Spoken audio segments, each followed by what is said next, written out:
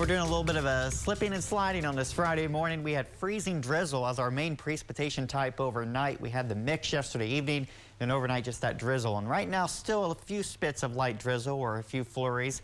We're looking at the current ODOT camera. This is I-75 in Findlay. The main interstate looking good this morning. And your main streets where they are well treated and where we get more traffic volume, they're not going to be too bad. But your secondary roads will be very icy.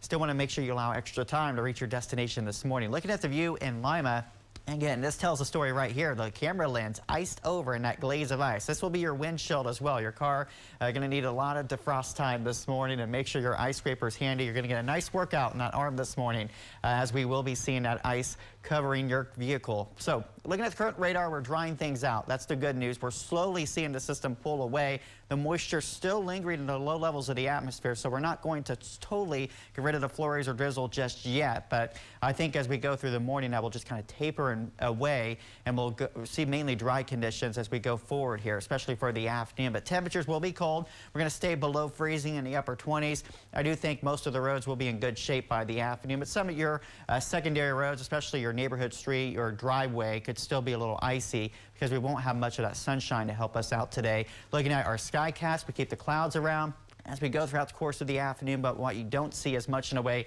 of any precipitation. Again, the drizzle and flurries should diminish as we go throughout this morning, and overall I think we're going to be looking at a dry afternoon, and we got plans this evening. We'll start to see a few breaks in that cloud cover by 8 p.m. and I think we're going to really cool things down as we head into late tonight and early tomorrow. Look at your forecast for Saturday.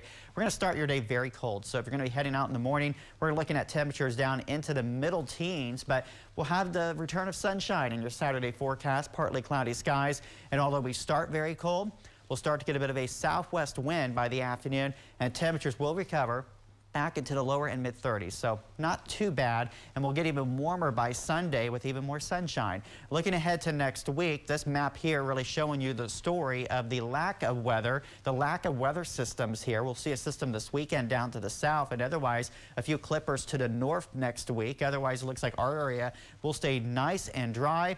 So a very dry stretch of weather over the next 7 days. And then after that, we're going a little further beyond the 7-day forecast. The 8 to 14-day trend does show the return of active weather. So it's going to dry out, but it does look like, again, by the first full week of March, we'll return to some active weather.